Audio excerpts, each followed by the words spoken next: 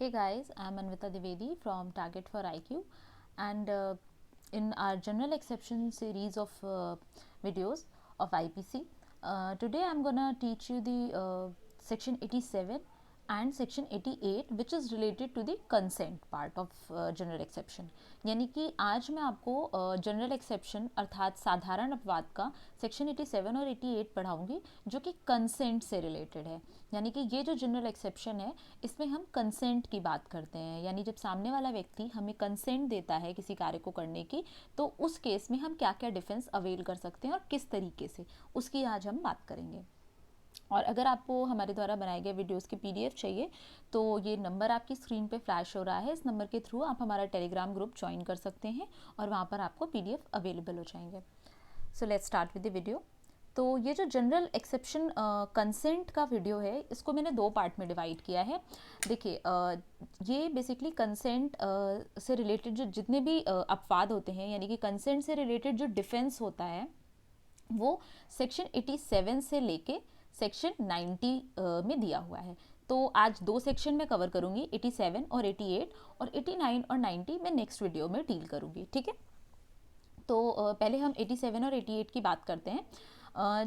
पहले हम ये समझ लेते हैं कि कंसेंट होती क्या है। ठीक है, देखिए कंसेंट का मतलब होता है कि आप किसी चीज़ से अग्री कर रहे हैं, यानी कि आप अपनी कंसेंट दे रहे हैं या अपनी सहमति दे रहे हैं। ठीक है, अनुमति दे रहे हैं, किसी सामने वाले व्यक्ति ने आपसे किसी कार्य को करने की अनुमति मांगी है या उस पर आपकी सहमति मांगी है जो कि आप उस व्यक्ति को दे रहे हैं बाय शोइंग योर कंसेंट। ठीक है, तो लेकिन ये जो कंसेंट होती है कि हमेशा इसके साथ ये इम्प्लाइड होता है कि ये फ्री विल से हो, यानी कि आप अपनी स्वेच्छा से, अपनी बिना किसी फोर्स के, बिना किसी दबाव के, बिना किसी धोखाधड़ी में आए, बिना किसी गलत फैक्ट पे बिलीव किए हुए आप फ्री विल से अपनी कंसेंट दे रहे हैं।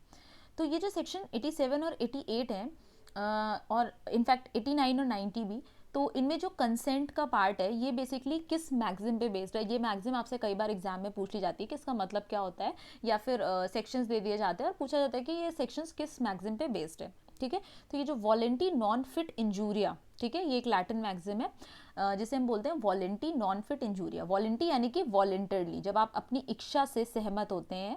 ठीक है, वॉलेंटरी, जब आप अपनी इच्छा से कंसेंट देते हैं किसी इंजरी को सफ़र करने के लिए। जैसे अर्थात अगर आप अपनी इच्छा से इस बात की सहमति दे रहे हैं कि आप कोई पर्टिकुलर इंजरी या पर्टिकुलर हार्म को वहन करेंगे या सस्टेन करेंगे, तो उस केस में आप कोई लीगल क्लेम नहीं कर सकते हैं। ये इस मैक्सिम का मतलब है कि जब आप खुद ही इंजरी के लिए कंसेंट देते हो तो आप कोर्ट से ये नहीं बोल सकते हो कि मुझे इसके लिए लीगल डैमेज चाहिए। ठीक है, आप डैमेज क्लेम नहीं कर सकते हो। तो ये इस मैक्सिम का मतलब हुआ। तो अब हम सेक्शन 87 पे आते हैं कि सेक्शन 87 के मेनली इंग्रेडिएंट्स क्या हैं। देखिए होता क्या है कि बेसिकली जो 87 और 88 हैं वो ये कहते हैं कि अगर मान लीजिए आपने किसी हार्म के लिए खुद कंसेंट दी है, आप ऐसा खुद बोल रहे हैं कि मैं इस हार्म को या मैं इस कार्य को करने के लिए तैयार हूँ और मुझे पता है कि इस कार्य से ये पर्टिकुलर हार्म होगा मुझे। ठीक है, यानी कि ये पर्टिकुलर हानि मुझे पहुँचेगी और उसके लिए आप अपनी सहमति जता देते हैं कि ठीक है तब भी मैं इस रिस्क को लूँगा, इस हानि के रिस्क को मैं लूँगा।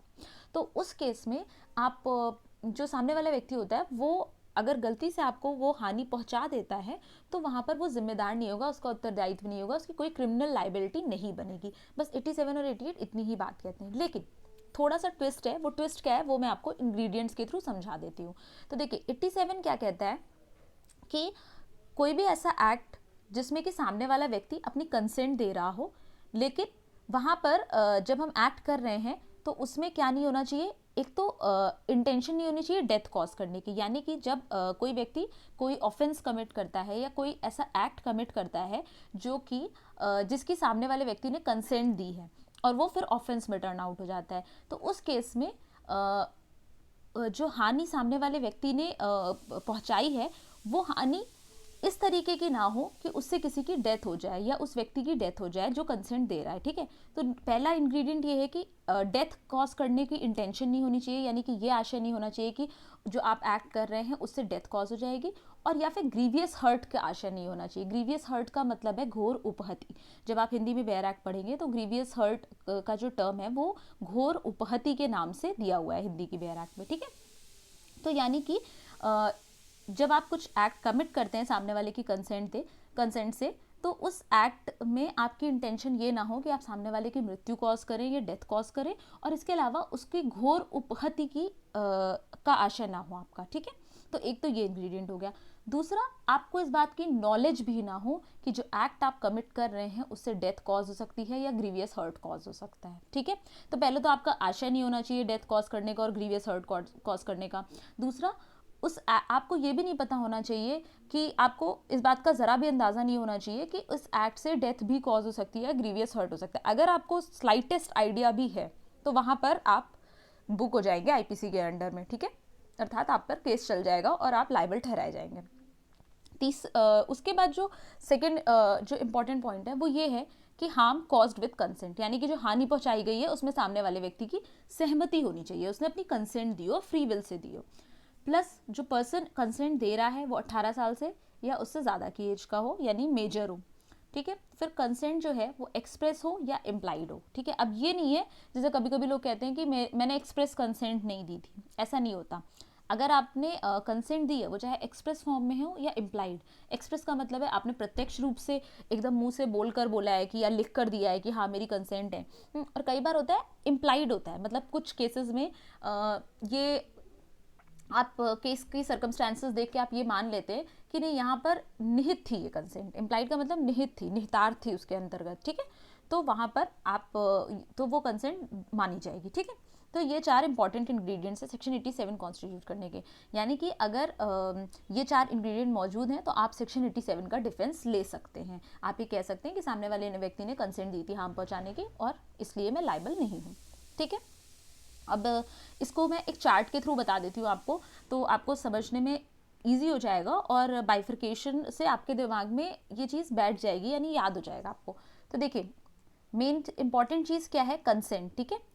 कंसेंट किस चीज़ की, कि सामने वाला व्यक्ति आपको हार्म क्रॉस, यहाँ पे ग्रीवियस हर्ट की थोड़ी स्पेलिंग गलत हो गई है, टाइपिंग मिस्टेक हो गई है, तो आप इसको इग्नोर कर दीजिएगा।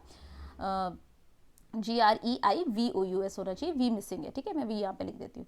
तो कंसेंट दी है सामने वाले व्यक्ति ने हार्म की या फिर ग्रीवियस हर्ट की, और वो हार्म जो है वो किस चीज़ से रिलेटेड है, और दूसरा जो है कि हार्म अगर रिजल्ट हो जाता है इवन इन डेथ में हार्म, जो हार्म की कंसेंट दी है, यानी कि जिस हानि की कंसेंट सामने वाले व्यक्ति ने दी है वो हार्म अगर डेथ में भी रिजल्ट हो जाता है विदाउट इंटेंशन और नॉलेज, यानी कि सामने वाले व्यक्ति के इंटेंशन नहीं था और उसे नॉलेज नहीं थी लेकिन गलती से डेथ हो जाती है, ठीक है, उस हार्म की वजह से, तो वहाँ पर ये व्यक्ति 87 का डिफेंस अवेल कर सकता है, ठीक। तो आई होप कि आपको ये समझ आ गया होगा। और इसमें बहुत फेमस केस है टुंड्रा वर्सेस रेक्स का, तो कई बार पूछ लेते हैं कि टुंड्रा वर्सेस रेक्स का जो केस है वो किस सेक्शन से रिलेटेड है, तो जब भी आएगा तो आपको 87 लिखना है और कंफ्यूज नहीं होना है, 88 नहीं लिखना है, ठीक है, 87 ही है, ठीक, ये 88 में नहीं फॉल करेगा। 88 के जो इंग्रेडिएंट्स हैं वो 87 के इंग्रेडिएंट से मिलते जुलते हैं, बट वहाँ पे 3 एक्स्ट्रा इंग्रेडिएंट भी हैं, मतलब जो 87 के इंग्रेडिएंट है वो तो साथ में है ही, बट एडिशनल 3 एक्स्ट्रा इंग्रेडिएंट है, उनको मैं आपको नीचे समझाऊंगी। तो पहले इस केस में जान लेते हैं कि क्या हुआ था। देखिए इस केस में क्या हुआ था कि ये दोनों फ्रेंड्स थे, ठीक है, टुंड्रा वर्सेस रेक्स जो थे वो दोनों फ्रेंड्स थे, और उन लोगों ने एक आपस में ये सोचा कि हम लोग रेसलिंग करेंगे, ठीक है, फॉर द अम्यूजमेंट पर्पज, ऐसे ही, ठीक।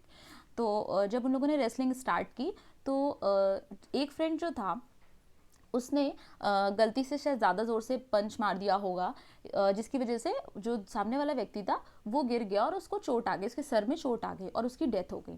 तो यहाँ पर कोर्ट ने ये बोला कि पहली बात कोई फाउल प्ले नहीं हुआ था, यानी कि उसने खेल में कोई चीटिंग नहीं की थी, गलती से ऐसा हो गया, उसे अंदाज़ा नहीं था कि उसके पंच से वो गिर जाएगा और उसके सर में चोट लगने से डेथ हो जाएगी।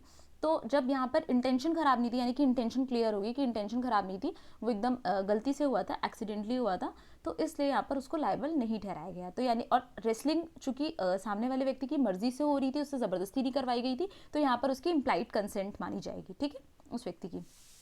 तो ये हो गया। इसके बाद हम सेक्शन 88 की बात करते हैं। देखिए 88 में जो 3 एडिशनल इंग्रेडिएंट हैं वो क्या है, देखिए पहले तो आप ये जान लीजिए कि जो सेक्शन 88 है ना वो मेनली डॉक्टर्स यानी सर्जन्स को प्रोटेक्ट करता है। देखिए आपने जब कभी ऐसा हुआ होगा कि कभी आपने हॉस्पिटल में देखा हो या मूवीज़ वगैरह में देखते हैं कि डॉक्टर्स ना जब ऑपरेशन करते हैं तो एक फॉर्म साइन करवाते हैं, वो कंसेंट फॉर्म होता है।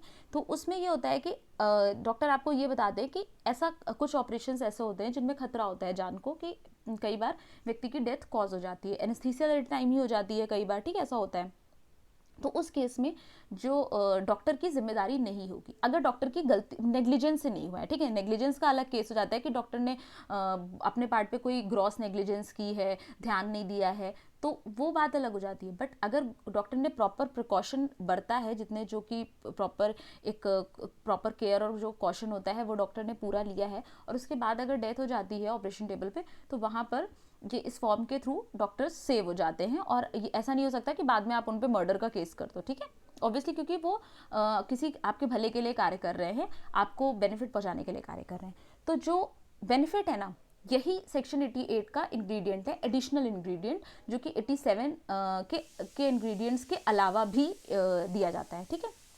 तो 88 में जो पहला एडिशनल इंग्रेडिएंट है वो ये है कि जो एक्ट हो वो बेनिफिट ऑफ अदर्स के लिए किया जा रहा हो, यानी कि दूसरों के बेनिफिट के लिए किया जा रहा हो। तो यहाँ पे जो सर्जन होते हैं वो ऑब्वियसली पेशेंट के बेनिफिट के लिए काम कर रहे होते हैं। फिर दूसरा जो एक्ट है वो गुड फेथ में किया जा रहा हो, यानी सद्भावना में किया जा रहा हो, ठीक है। सद्भावना का से अर्थ यहाँ पर ये है कि देखिए सद्भावना की भी स्पेलिंग थोड़ी सी गलत हो गई है, टाइपिंग में हो जाता है कभी कभी, इसको आप इग्नोर कर दीजिएगा, ठीक है। तो सद्भावना से किया जा रहा हो, इसको मैं सही लिख देती हूँ यहाँ पे, सद्भावना से किया जा रहा हो, ठीक है। तो यानी कि जो सामने वाले की जो इंटेंशन है, जो नीयत है, वो एकदम साफ है, ठीक है, उस एक्ट को करने के प्रति। ऐसा नहीं है कि वो किसी गलत इंटेंशन के साथ वो ऑपरेशन कर रहा है, ठीक। फिर जो तीसरी बात है वो ये है कि act done without intention to cause death with the, लेकिन अब देखिए जो एक्ट है वो विदाउट इंटेंशन, यानी कि इस आशय से नहीं किया जा रहा है कि डेथ हो ही जाएगी, लेकिन दो यद्यपि with the intention or causing such harm which may likely to result in death। इसका अर्थ ये है, जो तीसरा इंग्रेडिएंट है, इसका अर्थ ये है कि जो एक्ट आप कमिट कर रहे हो वो इस इंटेंशन के साथ कमिट कर रहे हो, इस इंटेंशन के बिना कमिट कर रहे हो कि डेथ कॉज होगी, यानी कि आपको आप डेथ कॉज नहीं करना चाहते हो, आपकी इंटेंशन नहीं है डेथ कॉज करने की, लेकिन वो एक्ट में इतना खतरा इन्वॉल्व है, इतना रिस्क इन्वॉल्व है, और आपको इस बात का पता है, नॉलेज है कि ऐसा हो सकता है कि इस एक्ट की वजह से डेथ कॉज हो जाए, कभी कभी डेथ कॉज हो जाती है, इस बात की आपको नॉलेज है, ठीक है। तो इस केस, तो ये सर्जन के केस में इसलिए फिट बैठता है। देखिए 87 में क्या है कि 87 में आपको नॉलेज ही नहीं होती है कि इस पर्टिकुलर एक्ट से, knowledge is the key word, 87 में आपको नॉलेज ही नहीं होती है कि आपके इस एक्ट से सामने वाले व्यक्ति की डेथ कॉज हो जाएगी। आपको सिर्फ ये पता होता है कि सामने वाले व्यक्ति ने कंसेंट दिए एक पर्टिकुलर हार्म के लिए, लेकिन ये ज़रूरी नहीं है कि उसमें डेथ कॉज हो जाए, या उसमें डेथ कॉज नहीं होती है जनरली, ठीक है। लेकिन 88 में क्या है कि आपको पता होता है कि इस तरीके के एक्ट्स में जिसकी कंसेंट सामने वाला व्यक्ति दे रहा है उसमें डेथ कॉज होने की आशंका रहती है, ठीक है, लेकिन आपकी इंटेंशन नहीं है, आपका आशा नहीं है, आशंका है डेथ कॉज होने की पर आशा नहीं है आपका डेथ कॉज करने का, ठीक है। तो और वो एक्ट आप उस सामने वाले व्यक्ति के बेनिफिट के लिए कर रहे हो, उसको फायदा पहुंचाने के लिए कर रहे हो, ठीक है। तो इसलिए 88 87 से यहाँ पर डिफरेंस है कि एक्ट जो हो रहा है वो बेनिफिट में और गुड फेथ में हो रहा है, और इसके अलावा आशा नहीं है डेथ कॉज करने का पर आशंका है, उसमें क्या है, आशंका भी नहीं रहती है, और ज़रूरी नहीं है कि वो एक्ट बेनिफिट में खेला जा रहा हो। जैसे मान लीजिए रेसलिंग है, रेसलिंग आप किसी की बेनिफिट में नहीं कर रहे हो सकता है आप अपने एंजॉयमेंट के लिए कर रहे हो, या आप बाई प्रोफेशन रेसलर हो, ठीक है। तो ये चीज़ हो गई। तो आई होप कि आपको ये दोनों सेक्शन समझ में आ गए होंगे। जो 89 और 90 सेक्शन है इससे मैं नेक्स्ट वीडियो में डील करूँगी। अगर आपको कोई डाउट है, कुछ पूछना है, तो आप कमेंट सेक्शन में पूछ सकते हैं, मैं हमेशा कहती हूँ, ठीक है। और अगर आपको ये वीडियो पसंद आया है तो please do like it, comment in on this video, and please do share it with your friends, okay. So bye bye and keep studying.